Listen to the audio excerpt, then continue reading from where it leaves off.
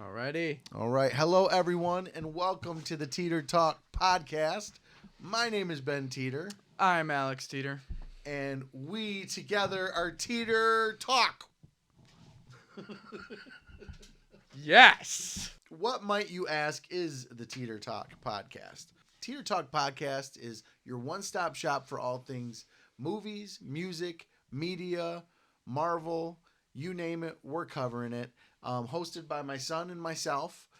We aim to bring you everything fun and entertaining and just to have a good time here on the channel. So we welcome you. We welcome you to the channel. Speak!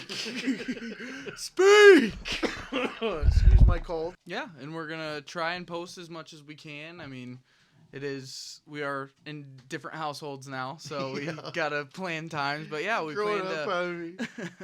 Yeah, we're gonna do this as much as we can and get content out as much as we can, and we're pretty excited for what's to come.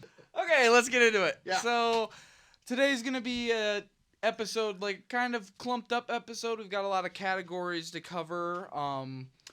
We're just going over recent movies that we've seen, Sure. Movies, TV shows, and then some movies and projects that are in the works. Absolutely. So Yep. Let's get into it. Let's do it. So, since this podcast is primarily about movies and entertainment, I'd like to pose Alex with a question. Alex, what is your very first movie memory? My very first movie memory was, I think I was homesick from school one day when I was probably about 8 years old or so. And my dad stayed home from work, obviously, because I was just an 8-year-old and needed to be taken care of. And we were watching my kid shows and everything like that, and then I start going to bed, and so my dad thinks it's a good idea to turn on, I don't remember which one, but Resident Evil. 4 or 5. Yeah, one of them. And I remember waking up to a scene where this big-ass monster, maybe if we can find it, we can, like, insert it. There you go. We will. Yeah. We'll put that scene in there for everybody. A big-ass, think about that. A big-ass monster just grabbing someone and biting their head off. And I remember asking, I was like, did that thing just bite that person's head off? Yes, you did. I remember it vividly. Yeah. And I mean, I That's can't remember. how I scarred him for such a young age. Yeah, I can't remember anything before that. So that's number one. My side of the story is, not that there's any excuse for my side of the story, but my side of the story is, he's sleeping, sawing logs in my lap, and I'm watching TV. His shows, I think Blue's Clues. I was over Blue's Clues. Maybe it wasn't Blue's Clues at that point. I think you were younger than 8, though. I want to say you were probably 6 or 7. Probably, yeah. So, not that that's helping my story out. Right. But 6 or 7 years old, you are passed out in my lap, and I remember I was tired of the kids' shows, so I flipped it over to whatever Resident Evil it was. It was 4 or 5. There's one with the White House involved. I remember that. The White House was in it? Mm-hmm. That's probably, 6 maybe. I don't even know. I'll go back and look.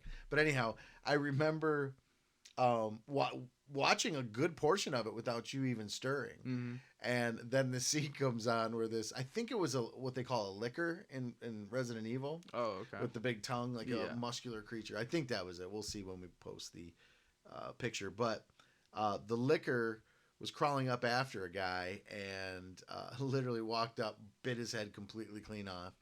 And then I hear the smallest, faintest voice say, "Did that monster just bite off that man's head?" I think at that point, I was fumbling for the remote, trying to turn it as quick as I could. And I think I begged you not to tell your mom, actually. Oh, probably. Yeah. Yeah. But yeah, that was my first introduction to movie magic. And it's a wonder she divorced me.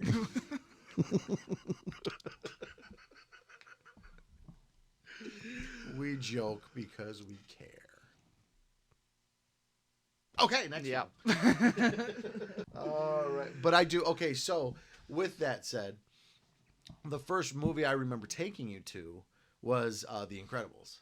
Oh, yeah? Yep, because I remember it was our first family movie night. So it was your mom, me, your uncle, your aunt, your cousin. Even Ella was there. Okay. And we did not know how well you guys were going to. It was like your first movie. Like you guys were young. I remember you did well. Like at first, you were kind of restless, because you were in this big theater. You didn't know what was going on. You see people sitting behind us. Because I remember you kept standing up on your seat, looking over the edge of the seat at everyone behind us, and having a great time. And then the movie started, and you were immersed immediately, and like it was. It's in the blood. It's in the genes. Clearly, yeah. But that was my first movie taking you to, where I remember you, and you were so young, just being immersed in it, being absolutely riveted by what was on the screen and stuff. So it's interesting to see how far we've come. Another cool movie memory of Alex, watching so many, that we have over the years, was Jurassic Park.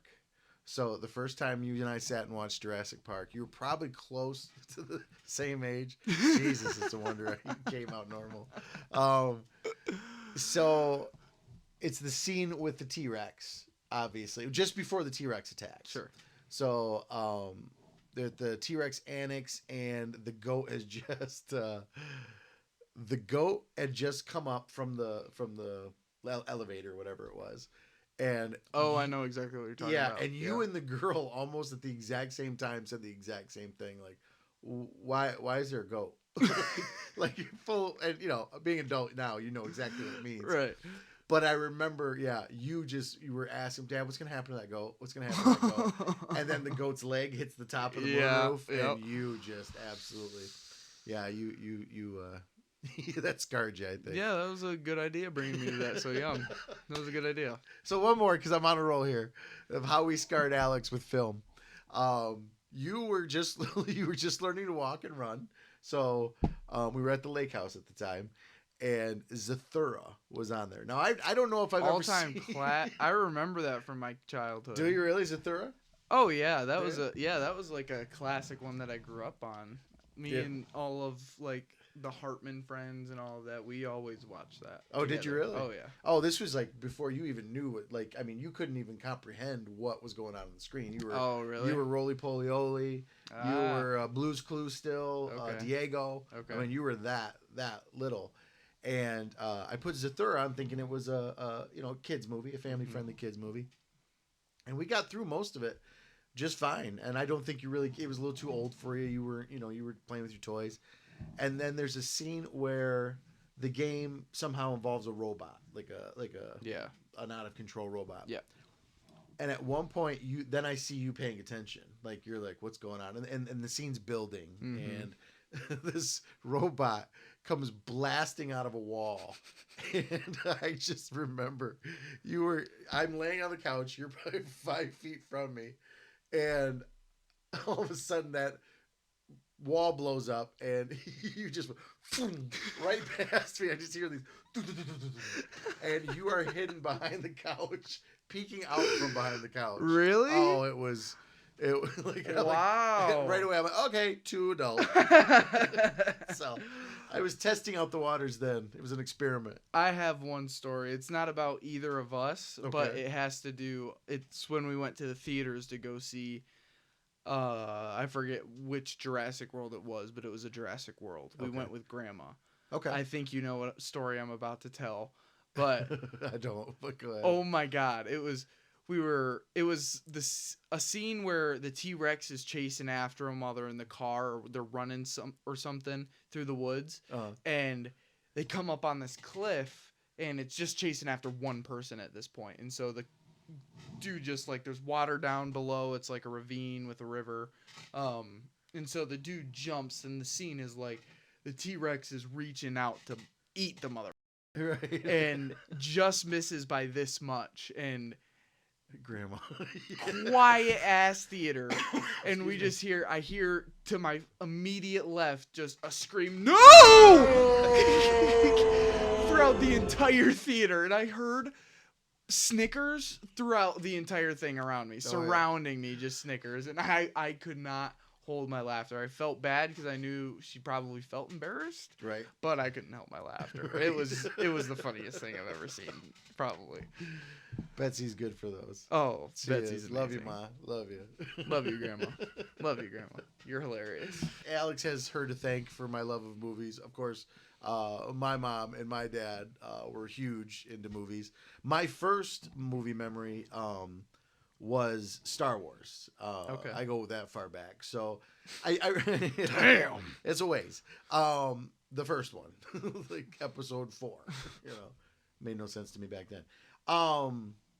Anyhow, I remember vaguely just the imagery on screen and stuff, and just being like, and being in the theater and then seeing the imagery. I didn't understand probably what I was seeing. Yeah. I knew the robots looked cool. Yeah. It wasn't until Empire Strikes Back that I was completely like, when I went, I think it was probably the first sequel I ever saw. Okay. So I went back, and these were all characters that were familiar to me. Sure. So yeah. Han Solo, Luke Skywalker, it was just like I was picking back up with these characters. Right. That I'm like, oh my God, I remember that guy. Yeah. I remember these droids. Yeah. And that held a magic for me where I'm like, oh my gosh. So I was immediately invested. And then I remember being emotionally just gutted at the end. Spoilers, but when Darth Vader and Luke have their final fight, Vader hacks Luke's hand off. And I'm like, I'm young, so I'm like, what's that? And then all of a sudden, the reveal of Anakin. Luke, I am your father. And Mark Hamill just owning that scene with his scream. Yeah, that goes down as an all-time scene in history. Oh, for sure. Yeah. Absolutely. Just absolute. That's how a twist. That's how a good twist gets you.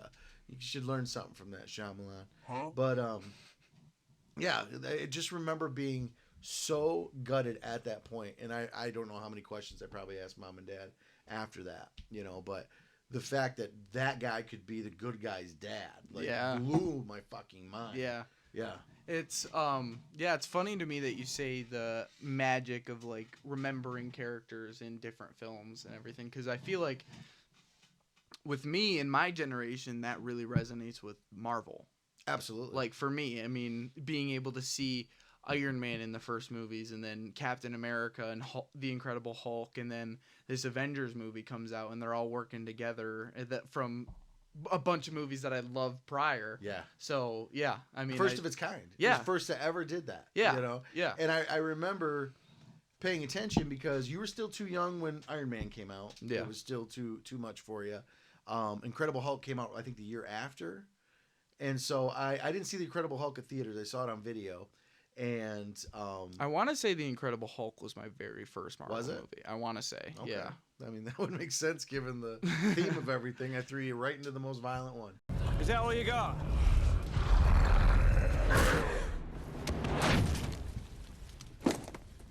But I just remember that stinger at the end, which started the whole end credit scene. Mm-hmm. You know what I mean? With Tony Stark showing up, and you're like, what the hell is going on? And then eventually there was a deleted scene from Incredible Hulk. I don't know if you know this, where he goes up into, I don't know if it's Alaska, forgive me, North Pole, somewhere barren, frozen wasteland, and to kill himself because he wants. Yes, I have seen that. The Captain America shield under the ice. Yeah, maybe I haven't seen that. Yeah, if you look it up, but we'll throw a screenshot up above.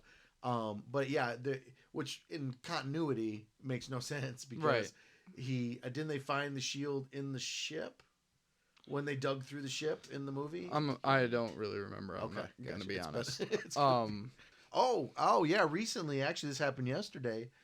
You're probably not familiar with him unless you've seen the movie Hoosiers, but a really well-known actor, legendary actor actually, by the name of Gene Hackman. Oh yeah, I did just hear about passed. And he was my Lex Luthor growing up. Yeah. So he was in the Christopher Reeve Superman films, and he was great in them. He was awesome. And he's been Hoosiers was another, Crimson Tide, another phenomenal movie. I cannot, if you haven't seen it, recommend enough. He's been in a lot of legendary flicks. So, R.I.P. Gene Hackman. Our thoughts and prayers go out to you and your family.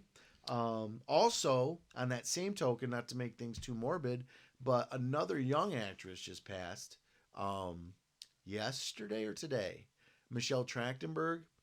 I'll put the picture above. She was known for Buffy the Vampire Slayer show back in the 90s.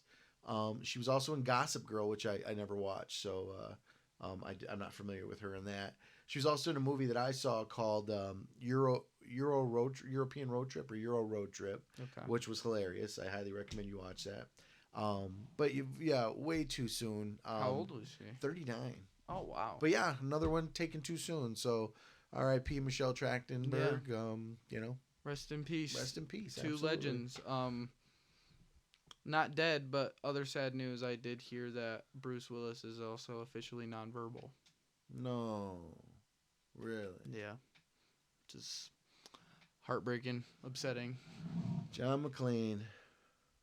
That's tough. Legend in almost everything he was in. I mean, well, the last few years in the straight to video category didn't go so well for Bruce.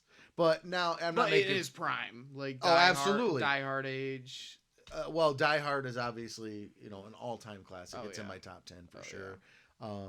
Die Hard 2, I am a fan of. I know a lot of people just toss that movie aside, and it is campy, but I thought it was a good follow-up.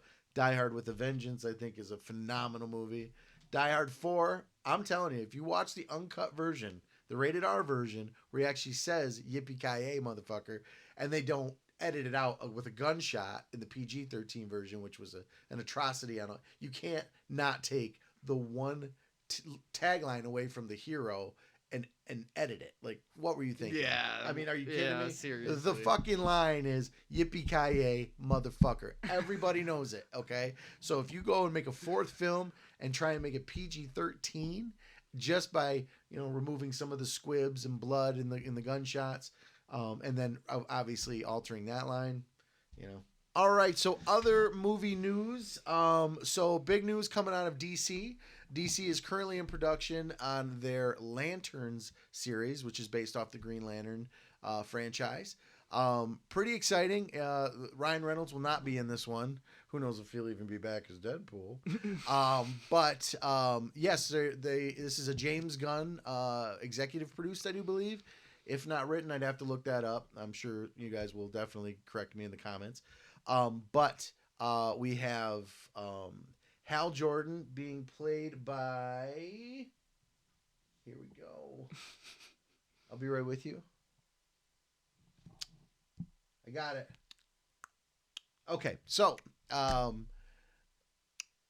Jordan being played by Kyle Chandler. Hey. Yes. Okay. Like him, I think he'll be a very good older Hal Jordan. Hal Jordan. There we go. Senioritis. Yep. And then of course somebody I'm very excited for because I've loved the few movies he's done so far is Aaron Pierre. Up and coming actor who is in a movie called Rebel Ridge on Netflix. You haven't seen it. I haven't. I know. I need to. So good. So good. I mean, a slow burn movie, but starts off from the get. I can't recommend it enough. I'm not going to go into any spoils. Aaron Pierre is amazing.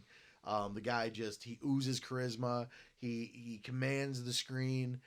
So anyhow, he's playing. So you got Hal Jordan and... I'm a Marvel guy. I know you are. Jon Stewart. I'm terrible. I am more of a Marvel guy than DC, although Batman is my all-time favorite superhero. If you can see it from his angle. You can see my cowl there. I actually wear that at night and fight crime in my subdivision. Looking forward to Lanterns coming on HBO Max. It's going to be a series. Again, executive produced by James Gunn under the new DC Studios banner. So we'll see. I mean, it should be pretty good. If you didn't see, which you haven't, The Penguin, you're missing out.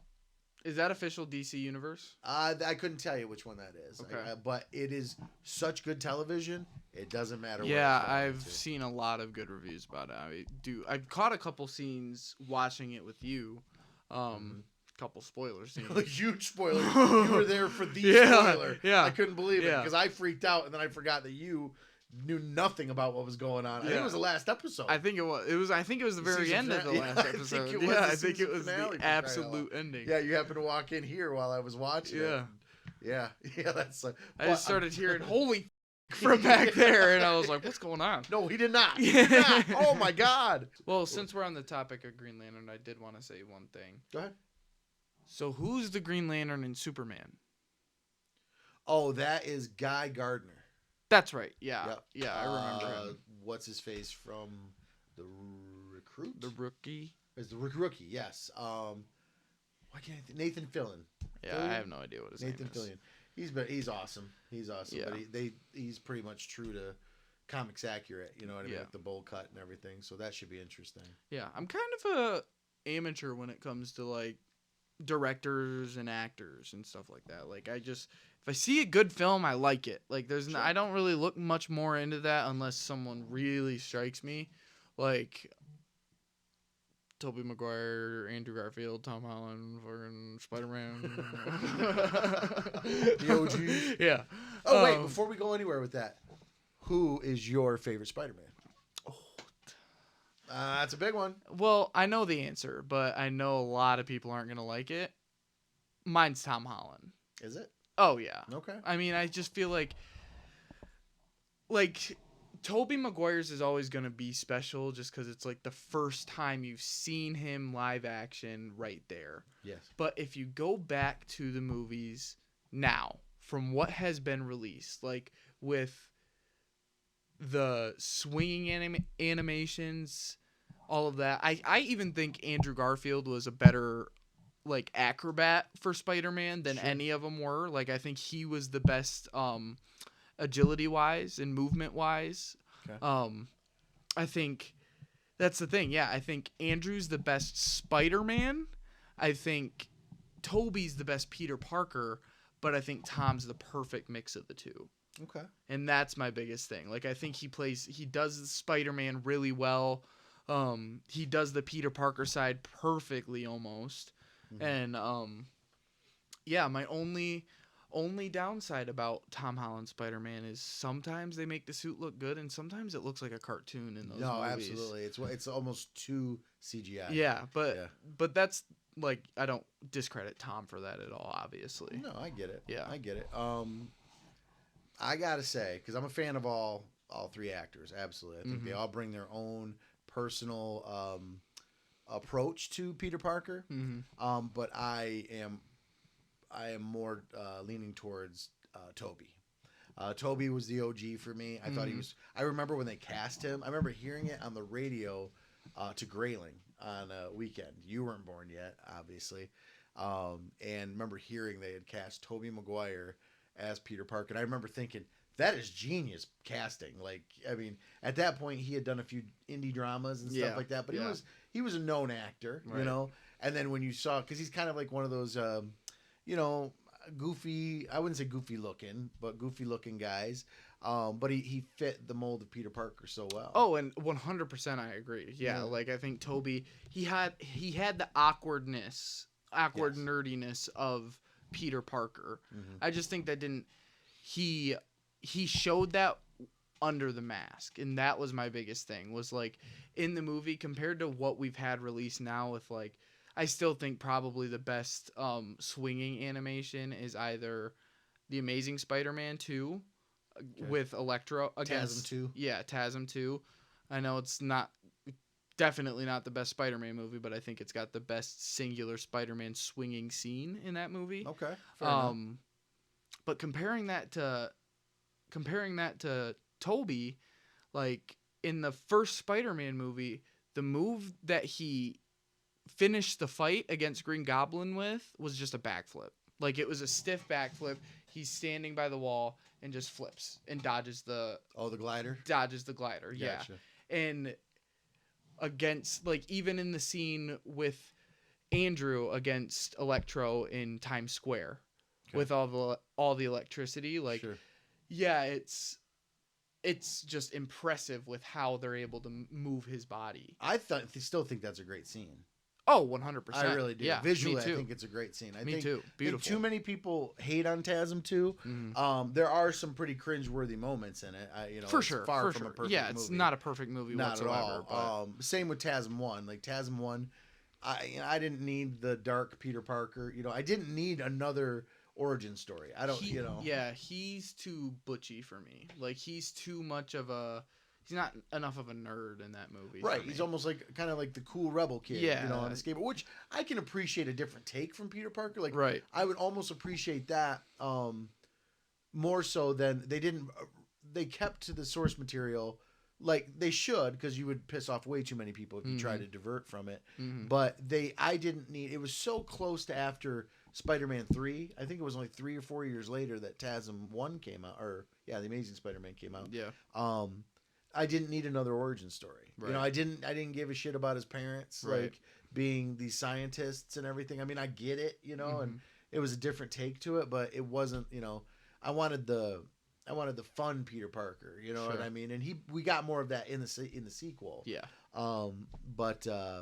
Yeah, I still, back to the original question, I still fall back to Tobey. Absolutely thought it was amazing seeing not only all three of them together in No Way Home, right, but to see Tobey come back in the suit, acting alongside the other two was a treat that I'm still thankful for.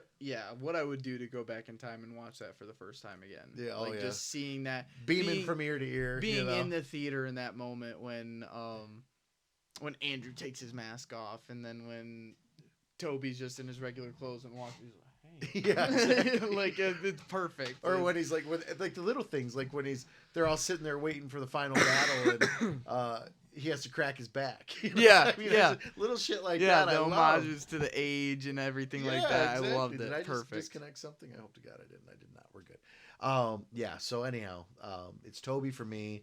I would go, but you know, I love Tom. I love what Tom Holland has done with Peter Parker and Spider-Man. I like that they went back, like Spider-Man Homecoming and then Far From Home get a lot of hate, and I don't get it. You know what I mean? I thought it was a great way to introduce Peter Parker to the MCU. I know there's a lot of like disagreement and discord on things that he did in the movie. You know, that he was never really sacrificing anything, and yeah, there was a lot of talks where he just didn't really do much in the first. He's being a kid, man. That's like, you know. Yeah. Yeah, but they just thought it conflicted because like they showed so much of his desire to be like the best Spider-Man that he can, and then he's wanting to ditch being Spider-Man to go to a party and to go to prom and stuff like that. Like a lot of people, which is nitpicking. Like, I mean, he's a kid. Right. Of course you want to go to prom. If you have a crush on a girl, of course you're going to want to take her to prom. Right. Like I thought it was a great balance of Peter Parker still trying to be a kid and trying to be Spider-Man. Right. And I think they did that perfectly. They continued on with that problem in the second movie. Like, he wanted to just absolutely leave Spider-Man in New York and go visit Europe as Peter Parker. And it showed. That became the Night Monkey. Yeah. Yeah. Could have done better with that was title of that one. That was a questionable choice. But other than that, I think Spider-Man No Way Home is one of the most overhated, underrated Marvel movies. I don't think it's underrated. I think it's overhated. I think a lot of people are going back and saying it doesn't hold up. Yeah. You know? And I get that. Like, you can go back and a certain nostalgia is worn off at that point. So you start nitpicking the problems that, this might not be good. But I think not that you're not, I just think in a way that's like to go back and really nitpick something to say, okay, that doesn't make any sense. Remember the way it made you feel from the get. You know what I mean? Like, yeah, it's got plot holes. What doesn't? You can nitpick any film to death that has plot holes. Right. You know what I mean? So I just don't get that. Like, I love the initial way it made me feel. I've watched it numerous times since, and I still love it. I mean, you and I have that part right after the Strange debacle where we're like, here it goes. Where it just kicks off into full gear. Yeah. Into the mirror dimension and just. Starts rolling from there. And it never slows down. That's also the thing about No Way Home is, if you rate that movie by itself, it's not going to be as good. But it's one of those movies where you bundle it with No Way Home. Sure. It's like it's back to back, and No Way Home makes Far From Home such a better movie. Oh, see, I don't think I've done that. I don't think You haven't watched them back to back. I did do an MCU. I did the whole thing, shows and everything.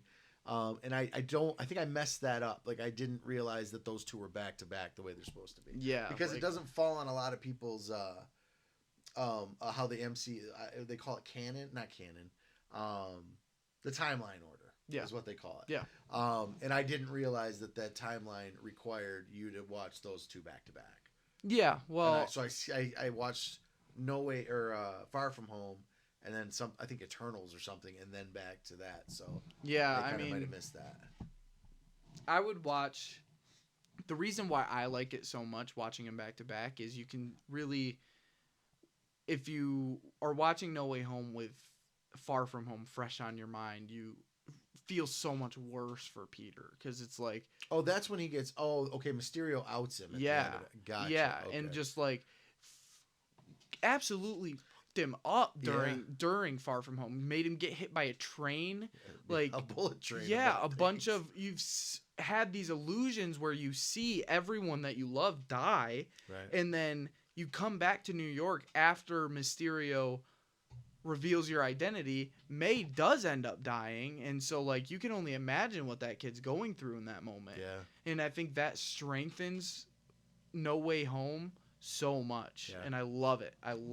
So while we're on Spider-Man, let's talk about the Spectacular Spider-Man. Yes. The new series on Disney Plus. Wow, what a series that was. So you liked it. Oh, I loved it. Am I fucking this thing up? Sorry. I loved it. I thought I had no expectations going into it. I was just like, with being as much of a Spider-Man fan as I am, I was like, yeah, of course I'm going to give it a shot.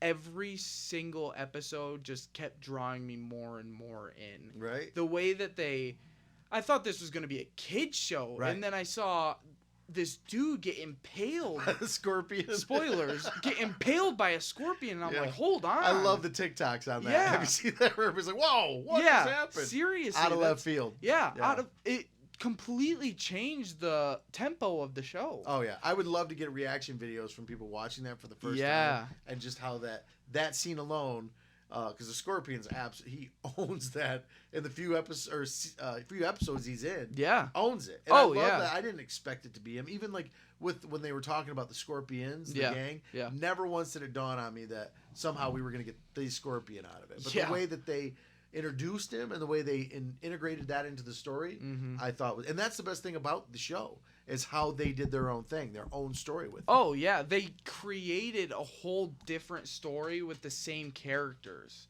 Like it's Octavius's tech, and Osborn is like this Tony Stark figure, even though Tony Stark's in the show. Spoiler. Yeah, spoiler. Sorry. No, we're good. But yeah, Norman Osborn is taking more of this Tony Stark character that Tony did in the MCU. Yeah. And so he's taking all this blah, blah, blah story, plot, everything like that. But yeah, I mean, it's still their villains. Like, you can still see, like, you see a little snippet, spoilers, see a little snippet of the glider for Osborn. Yep. You see at the very end Octavius's tentacle arms. Yep. Yeah, drawn on the jail wall. Lonnie, Tombstone story, amazing. I'm not all that familiar with Tombstone. I know he's like he's not a zombie, is he? I don't even know. Yeah, I don't even know his backstory. No, I think it's literally just he has like indestructible skin. Okay. I think that, and he's part of a gang. He's like a gang leader. Okay. Yeah, I don't know enough about that particular hero. Yeah. Spider-Man was always your guy. Well, he's Tombstone's been a villain, but he's like part of the Rogues Gallery. Yeah, kinda. Yeah, he's like a Sandman in a way. So he's like can be on the good side, like he's got a soft spot, but is mostly like he's a gang member, so he's gonna do some bad shit. I got you. You know, but yeah, I thought that show. I mean, honestly, I would give that show like better than. I wouldn't say better than WandaVision. No. I don't know. It's are you gonna rate it? I don't know what I would rate it, to be honest. It's high. I just don't know how high. I have it at a 4 out of 5. 4 out of, yeah. And the only reason, and I I don't discredit the animation Yeah. at all because I think they did amazing with that animation. A lot like they did with X-Men 97. Yeah. Because X-Men 97 had a very, they were paying homage to the original 90s cartoon style. But then, my God, when those action scenes kicked in, holy shit. Like, turned into a whole different show. It was like an anime. Yeah. Like, the way that the action was staged and drawn and executed was amazing. Mm-hmm. Like, I mean, honestly, impressive. I remember I'm like, you've got to watch this show. And you're like, really? I'm like, no, check this show out. You are missing out. This show is the shit. Marvel's animation has been legit recently. Other than What If. Yeah. Yeah, What If is still... I mean...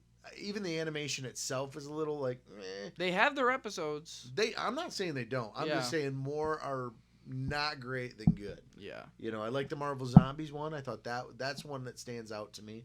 It stands out. I mean, it's getting its own show. It is. Yeah. Well, it deserves its own show. That's Agreed. a great storyline. Yeah. Invincible. We haven't touched Invincible yet. Yeah. So let's talk Invincible. Yeah. We just watched the episode 6 just released today with Aaron Paul as Powerplex. Yeah, that's right. How do you feel that he did in that? I thought Aaron Paul did great. I really did. His name is Aaron Paul, right? I'm not mixing up his Aaron name. Paul. Okay, yeah. That's what I thought. Aaron Paul is a master at obviously for those who've seen Breaking Bad. Mm-hmm. He's a master at showing just turmoil, like inner turmoil in him. The man, just traumatic emotion. Absolutely, like nobody brings it home like him. Yeah, like he's 100%. Just phenomenal in that role. And I thought that translated well into this because he's playing a very tortured character in it. Yeah, a very grief-stricken character. And it wasn't until I would have asked soon. I don't know if I would have put it together as quickly as you did that it was his voice because I didn't see any of the credits or anything like that. But as soon as you told me that was him, I couldn't get him out of my head at that point. Yeah. I almost thought that his emotion kind of overtook the character at times. Just like with how the animation was. Like, that's the one thing about Invincible is that this plot, they have a budget that they have to put on this like one big moment in a certain season. And so their animation's not like the greatest, not like Spider-Verse level. Right. So there was like I did catch one of those moments in the scene where Mark Invincible is fighting Powerplex and grabs his hands and there's a shot where Mark's like hand is covering his face but he's talking and it literally looks like it's just a PNG image of Mark and it's just like dragging around the screen for a second. Really? I missed it. Yeah, no, it looks like that. Yeah. Wow. So there are flaws in the animation, and that's what I think could have really helped his performance in that because, he is such an emotional character. Right. And I just think, with almost to a fault. How much, well, literally to a fault. Yeah, how much emotion he was expressing in that. I was just looking at the character's face, and it didn't really match. That I'll agree with. It didn't really match. Because he really brought it home. Yeah. Like, he did not dial anything in. He didn't phone it home at all. Yeah, and then he brought it. And then the animation of the dude's face is kind of like... Right. Yeah, you can't. I mean, you've got to be a hell of an animator to get an Aaron Paul, grief-stricken face on there. Oh, yeah. But overall, what did you think of the episode? Oh, I thought it was great. Did you? Yeah, I thought crazy ending to it. Oh God! Oh my God! It was You and I are both our jaws around the floor. Yeah, it was insane. It was, and you guys, you'll know. Yeah. If you haven't watched episode 6 yet, you'll know the part we're talking about. Yeah, and I loved the build up. I was telling you this earlier. I love how Invincible is able to. They just introduced this character for the very first time this episode, and they were able to make like such a compelling, strong story about him that during that ending, when you see what happens, you have emotion for him. Oh yeah. Like you have strong emotion for him, and the fact that you're able to do that within a 40-50 minute span is just completely impressive. Is that how long the episodes are? Yeah. Are they really? Yeah. Okay. And it's not it goes so quick. Like as soon as the end credits come up, I'm like, right. Holy crap. Right. And it's not like they haven't done that before with certain characters. Like I mean, Angstrom Levy, he's been a character. He was a character in the show for multiple episodes and everything. But he has yet to be in this season, correct? Correct. Okay, gotcha. So he was in last season. That's when Mark. Gotcha. Okay, I just want I'm it's all kind of because season 2 didn't they break it up in the middle of the season for a while? I don't remember. It had like a hiatus. Like they released so many episodes, then it was like this kind of like hiatus. Yeah, and then I think they brought I remember. it back. Yeah. I still don't know why they did that. I don't think it helped things. You know what I mean? I just do the damn week to week thing and let us be happy with that, or just let us binge it. Yeah. You know what I mean? That's cool too. But alas, they don't do that much of that anymore. Yeah, but yeah, I just think their storytelling ability is amazing. Animation can use some work, but I mean, I just at the end of the day, the show's so good that I just don't care. Yeah. And this, you got into, when did you start getting into Vince? Was it this season that you got in and got caught up? No, I was watching it I was watching it as it released in season 2. It was like right when season 2 released is when I started watching season 1 and then got caught up with season 2. Gotcha. Okay. Yeah. Yeah, it's been good. I mean, we're 6 episodes in now, and I am hooked. I've got a question for you about season 3 of Invincible. Okay. Are you Team Mark or Team Cecil in their disagreement? Do you need me to remind you what the disagreement is about? I do. Okay. No, I don't. I'm sorry. I don't. I know what Cecil's point of view on things, and that's a tough one. I'm Team Cecil, 100%. I mean, I lean more towards Team Cecil because I can see Mark.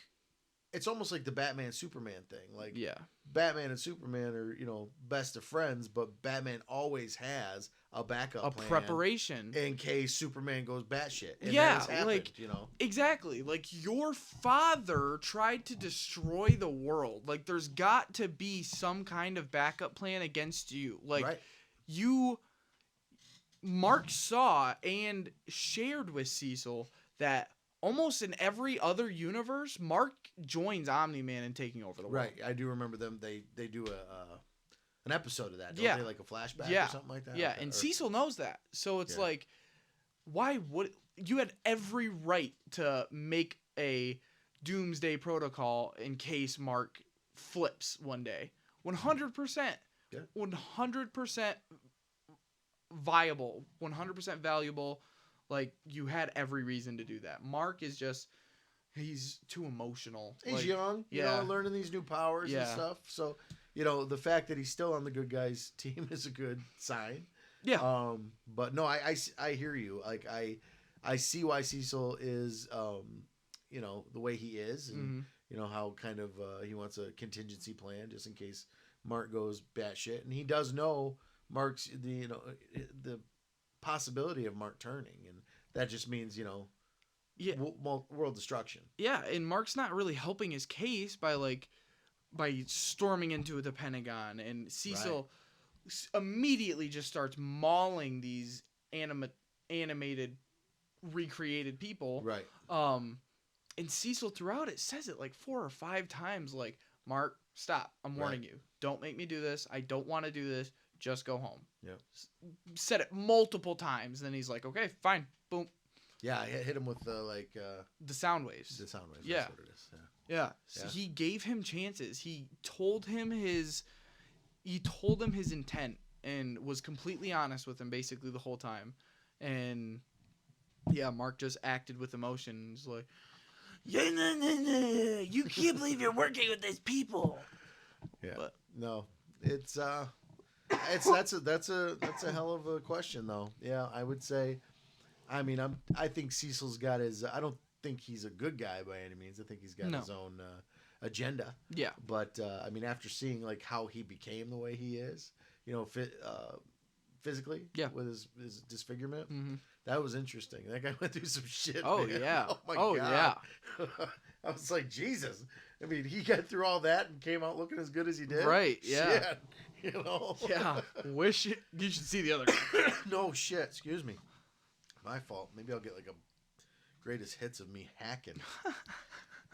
In Marvel news, we just heard that Nova is getting pushed on the back burner, which is unfortunate because ever since Guardians, I've been looking for Nova to show up in something. Yeah, I don't really have a problem with it, honestly. Like, I mean, we've waited this long, and the schedule for Marvel these next 2 years or so is pretty stacked. Yeah. Like, we're gonna have some good content in between then. Sure. Yeah, I would absolutely love to see Nova in a project and have his own project and get him introduced.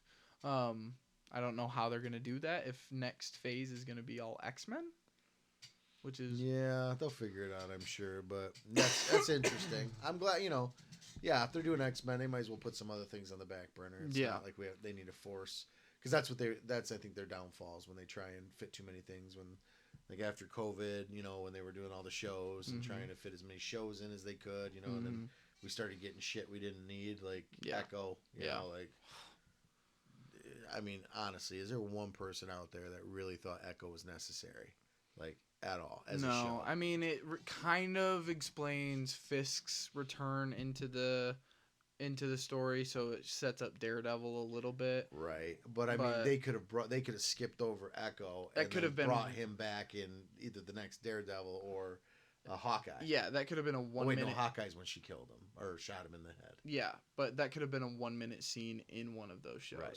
So basically, Echo was not a necessary show. Yeah, not at all. I love the one fight scene between her and Daredevil. I thought that was badass. Oh yeah, that's not. It's almost like She-Hulk. Like, let's make a series, but we're gonna throw Daredevil in there, and then you'll forgive us all for it. You know what I mean? I mean, it works. Well, it really I didn't forgive does. him for She-Hulk. I still haven't forgiven him for She-Hulk. No, but it made it up the point for me for She-Hulk, since Daredevil was in it. I was, and I still don't see. I mean, I know that you have your comic enthusiasts that love seeing that orange, or no, I'm sorry, the yellow and is it purple? Like a maroon. Maroon, okay. Kind of thing, yeah.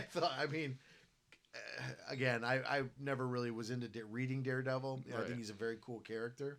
But some of these outfits that I'm like, really, for what purpose do you need a yellow and maroon suit, dude? Yeah, I think his outfit for the most recent trailer that we've seen for Daredevil, I think it looks like this last trailer that I've seen for Daredevil, I'm so excited for it. I'm looking forward to it. Oh my god! And you better believe we'll be reviewing it here on the show. Oh yeah.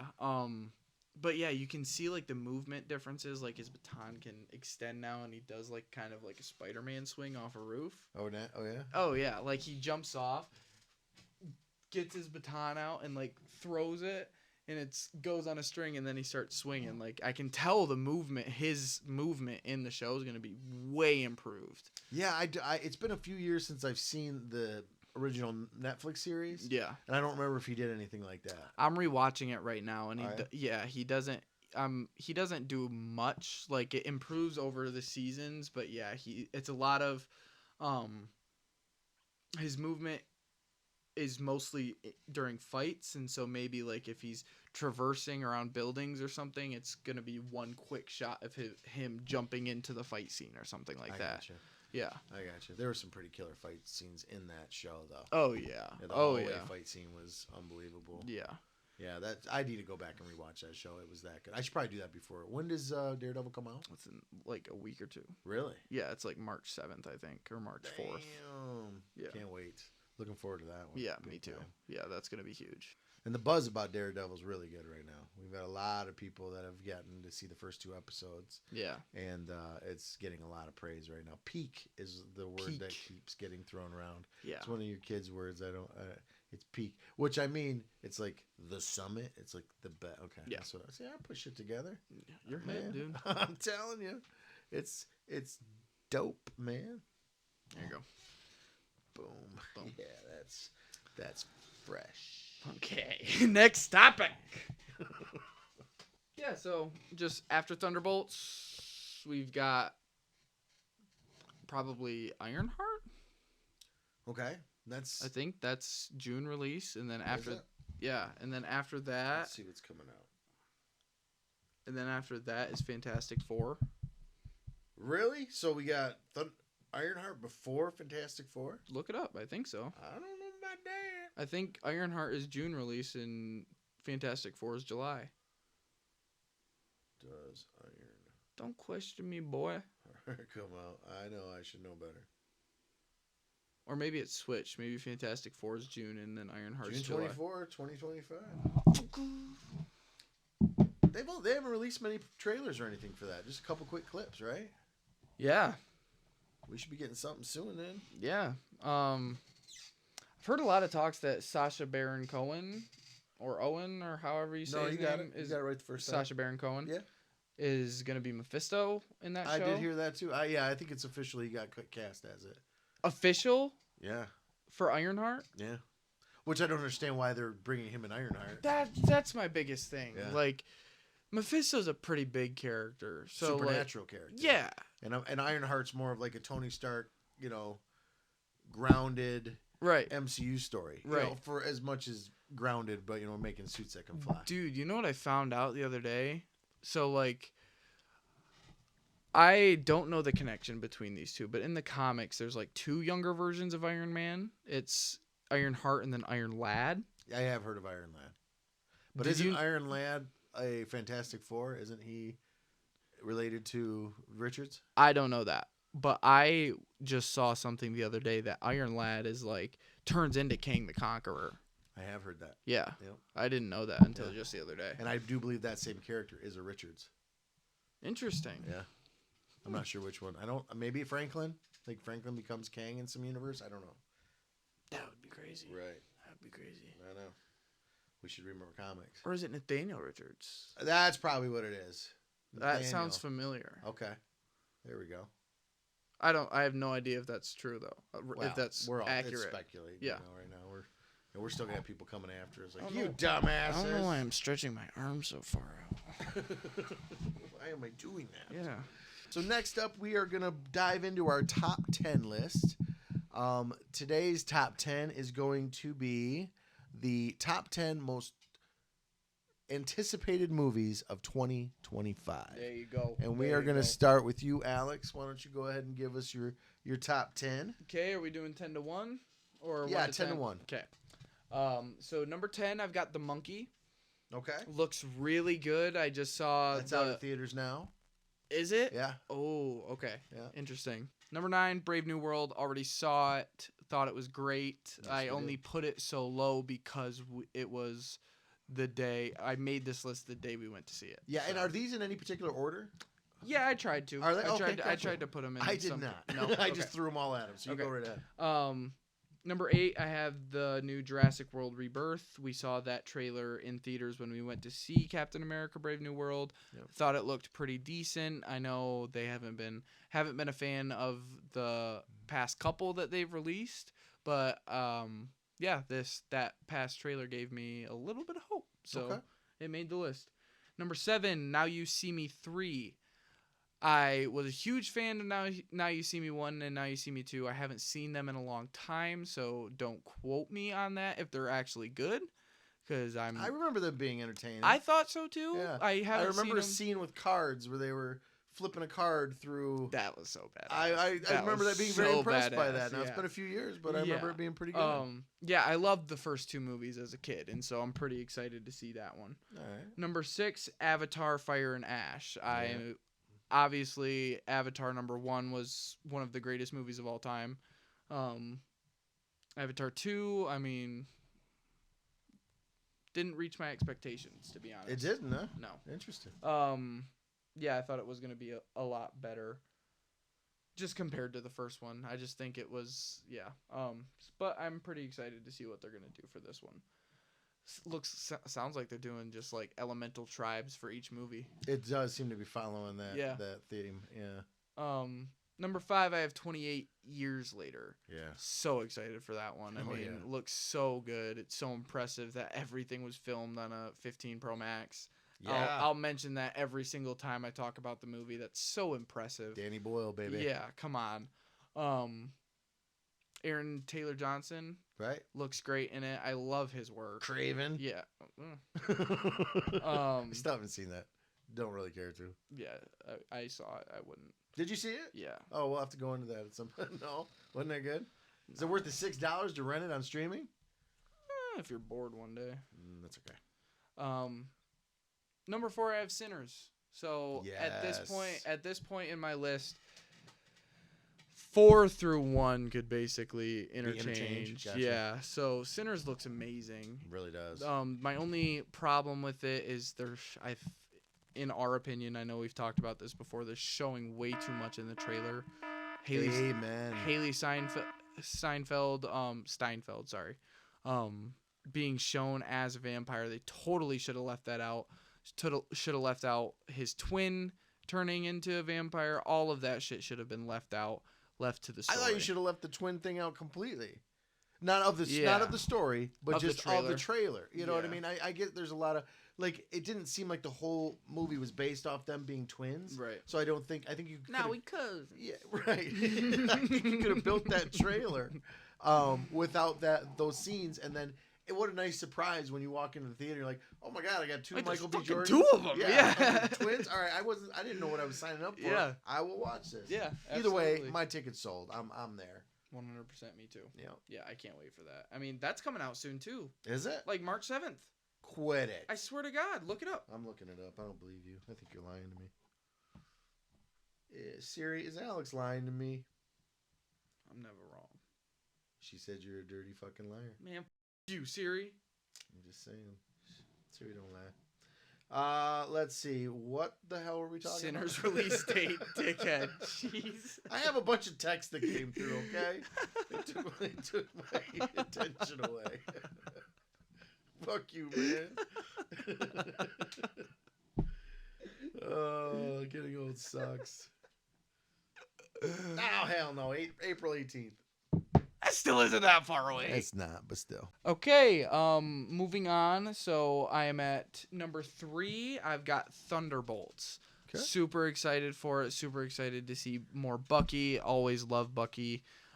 Super excited to see Yelena. She's probably my favorite character after Bucky.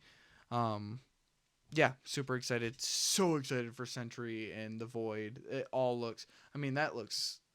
With Thanos' snap, everything just dissipated, but you can see these people's marks, and like when they go down into this void, and in the comics, the Void killed them. Really? Like, so you're dead once you're in the Void?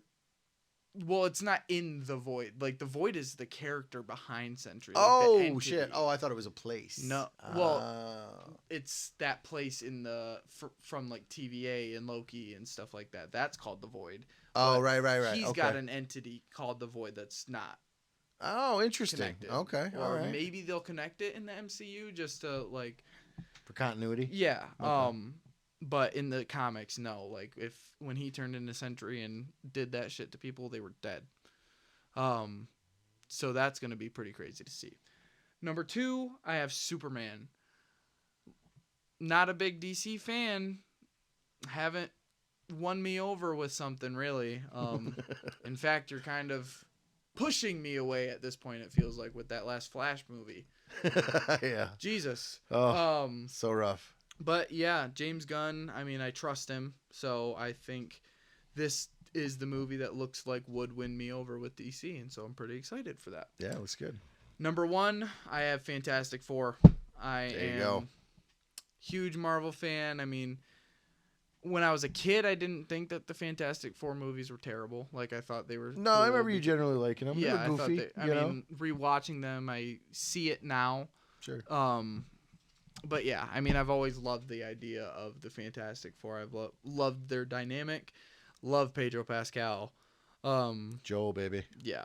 So, nobody really likes the casting for him as Reed Richards, which I kind of understood when they first announced it, but like, give the man some faith. Oh yeah, just let Marvel him knows what they're doing. Let him do his thing. You know what I mean? If you got to give it to Marvel, they do know how to cast very well. Yeah, they're more hits than misses when it comes to casting. 100%. Yep. I agree. Yep. Top 10 for most anticipated for you?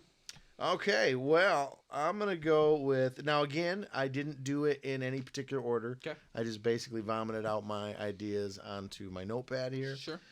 So, I am starting... well, I guess the first one makes sense because it's already been released and we both enjoyed it, but I as well had Captain America: Brave New World as Yep. my top 10. Okay. Next up was Thunderbolts, so we have a lot in common Nice. there. All Not right. that I was thinking we wouldn't. Right. Thunderbolts is on there. Monkey as well is on there. Hey, wow! So, Look at yeah, that. I think we don't have many that aren't on each other's list. No, we honestly. seem to have like the same kind of taste. Obviously, Yeah. father son type thing. Yeah.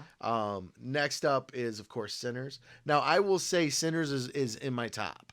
Like it's probably in my top 3. Yeah. Because I'm a big fan of Ryan Coogler of the Mhm. Creed films. Fruitville Station is another great movie. And you know me, I'm not the biggest Michael B. Jordan fan. Right. I think Killmonger is highly overrated in regards to being a villain in the MCU. I loved him as A lot of people do. Yeah. It's a hot take. Yeah. Not a lot of people would agree with me. But anyhow, with that said, I am looking forward to Sinners. I'm a huge horror fan, as you know, so this really just kind of hits home for me. And again, I agree with you when you said that they just gave away way too much in the trailers. Yeah. I was literally like, oh my gosh, I would have been so much better off had I not known that person's going to turn into a vampire. Yeah. Or that person's going to turn into a vampire. Yeah. But needless to say, it really looks good. And so next up is going to be another one that's on your list, 28 Years Later.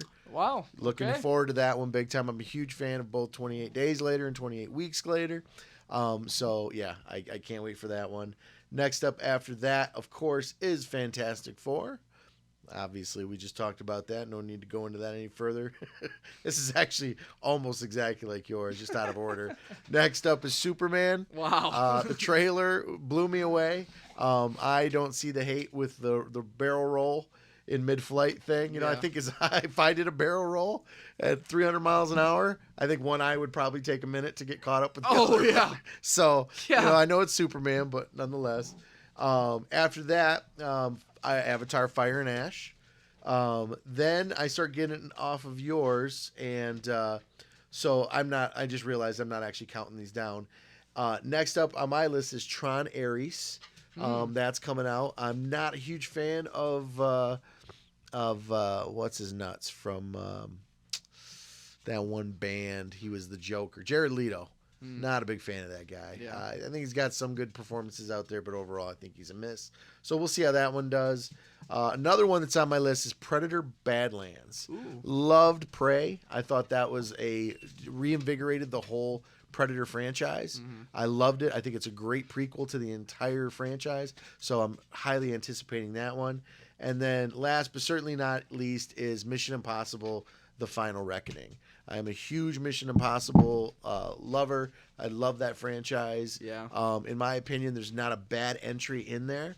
I will even stick up for John Woo's Mission Impossible 2, which was more style over substance. But again, the scene where he kicks the fucking bike up on the front wheel, and then spins around and unleashes a barrage of pistol rounds is in my top action scenes, maybe of all time. Yeah, with the way it was went from slow-mo to regular time was masterful. That was so badass. anyhow, that is my top 10 most anticipated.